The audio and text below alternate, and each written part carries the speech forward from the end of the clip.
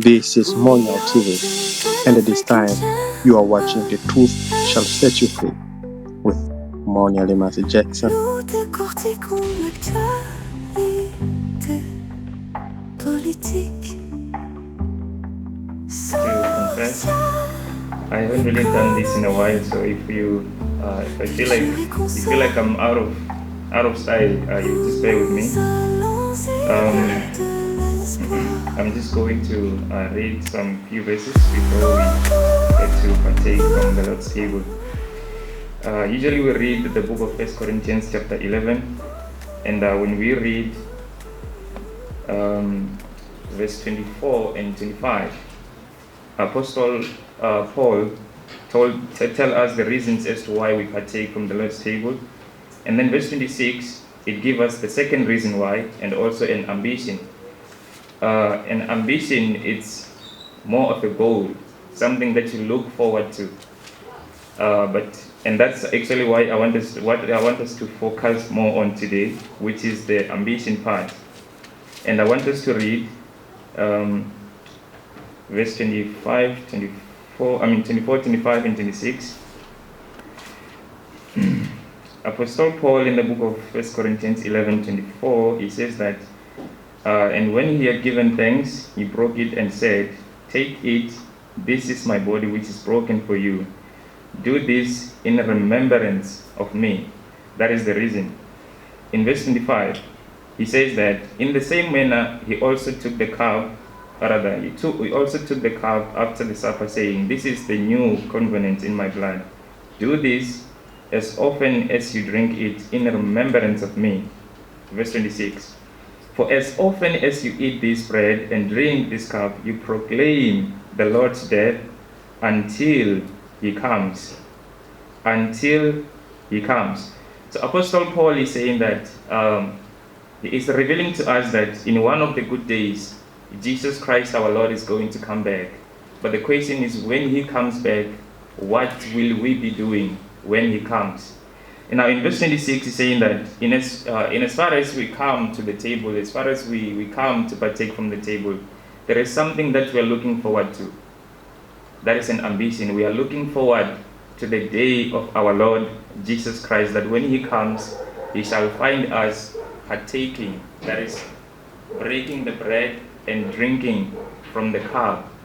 And he is not the only one who speaks of these words. So this is an ambition. So Apostle Paul is revealing to us that when he comes, when Jesus Christ our Lord comes, he has to find us in this service of partaking from his table.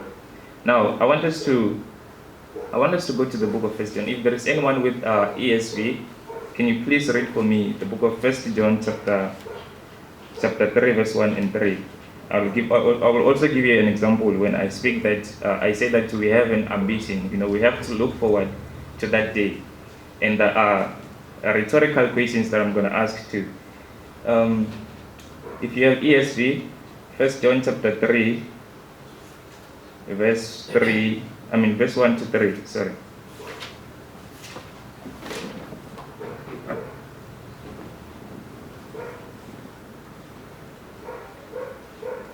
No one with ESV. Okay. ESV, yeah. "See how great a love the Father has bestowed on us, that we would be called children of God, and such we are. For this reason the world does not know us, because it did not know him. Beloved, now we are children of God, and it has not appeared as yet what we will be. We know that when he appears, we will be like him, because we will see him just as he is. And everyone who has this hope fixed on him purifies himself, just as he is pure." Thank you. So if you read verse 1 of this chapter 3, Apostle John start by saying, look what kind of. This statement, what kind of, it comes from the Greek word potapos, which simply emphasizes the surprise that was in John.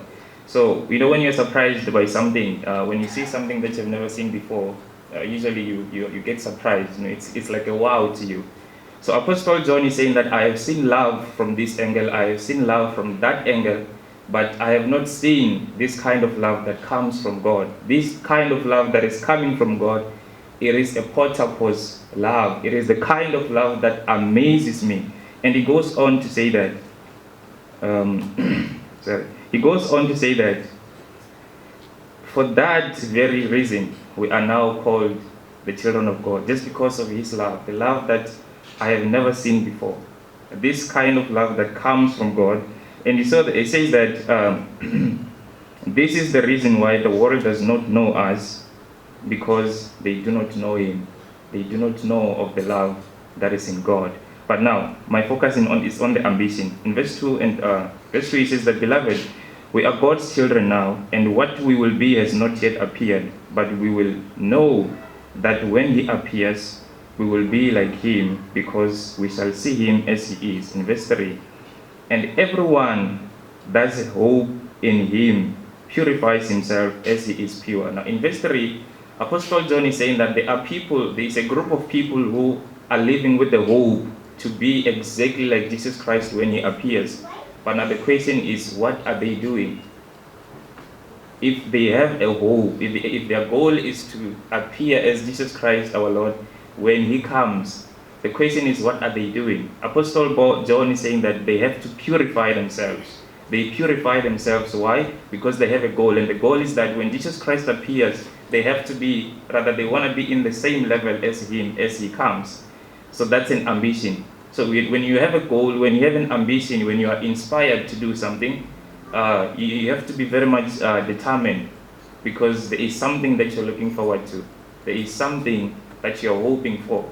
So this group of people who are hoping to see Jesus Christ, and not only to see him, but to appear as he is, they have to purify themselves. So Apostle Paul is saying that as we look forward to that day, when he comes, he has to find us in this service of partaking from the Lord's table. Let me give you an example. I'm going to read this last book. In the book of Luke, this is my favorite book. In the book of Luke, chapter 2, verse 36 to 38.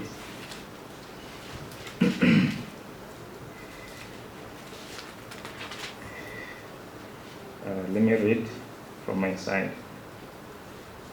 Verse 36, he says, now there was one, Anna, a prophetess, the daughter of Phanuel, of the tribe of Asher. She was of a great age, and they had lived with their husband 7 years from her virginity. And this woman was a widow for about 84 years, and did not depart from the temple, but served God with fasting and prayers day and night. In verse 38, and coming in that instant, she gave thanks to the Lord and spoke of him to all those who looked for the redemption of Jesus Christ, or of Jerusalem, sorry. So now in this passage we are reading about a woman. Jesus Christ was not yet born here. This woman, she got married to her husband, and they lived together for 7 years only. And we can learn this. They lived for 7 years, and then she became a widow after that. That is to say, her husband died, and then she never got remarried again. Why? Because she stayed a widow for 84 years. And that is not all.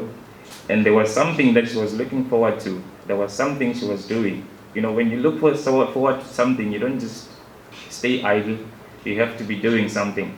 So this woman, she was a widow for 84 years. But what was she doing, and what was her goal? Now, we learn that this woman was looking forward to the birth, not that to the birth of our Lord Jesus Christ. And we can see a very good example in verse 38, that everyone was looking forward to the redemption of Jerusalem at the time. So that is to say, Jesus Christ our Lord was not yet born at the time. So this woman was coming to the temple. It says that day and night she was praying and fasting. Not only that, she was also prophesying, speaking about the birth of Jesus Christ to those who are around her. So you can see that when you have an ambition, when you look forward to something, you don't just stay idle. You have to keep, rather encourage those who are around you to come to the Lord. To come to the Lord, because now the only transition or the only difference here is that as this woman was waiting for the birth of Jesus Christ, we are not waiting for his birth, but we are waiting for his second coming. But as we are waiting for his second coming, Apostle Paul is saying that we have to be, and as often as we drink, rather we eat from the cup and eat the bread and drink from the cup, we have to do that until our Lord comes. Until he comes. So you can see that this woman spent 84 years and she managed to witness the birth of Jesus Christ. You know, when I look into this example, I'm only 26 years old. I was baptized in 2013. So that is to say, I only have like 12. I only have like 12 years of serving the Lord. So compared to this story, I have not done anything. I have not done anything. So you can see that for those people who get discouraged, just a few years, 2 years after being baptized, they're no longer coming to church. They no longer want to come and partake from the Lord's table. You can see that there is no any encouragement there. But this woman spent 84 years and she managed to see Jesus Christ. She witnessed his birth. So in as often as we are coming to this table and as we look forward to that day, what are we doing? What are we doing? And we sing, there is a song that we sing, I think it's 638, that says, when the roll is called up yonder, we will be there. But how can you be there when we encourage you to come to church and partake from the Lord's table? You tell us about laundry. You are talking about laundry. Or there's always something, you are busy, you are lazy. And there is no such thing as laziness. Because if we look into all the examples of the people whom we look forward to, or who inspired us, I don't think there is anything as laziness. You cannot be lazy. You cannot be telling about laundry. You cannot be. And let me prove it to you. If you want to know, you want to prove it to you too, that there is no such thing as laziness. Invite someone to go on a date with you. Just tell them, let's go to Tiger's Milk today. They will tell you, give me 5 minutes. I'm coming. But let us say we are going to church. Let's go to church. I can't go to church.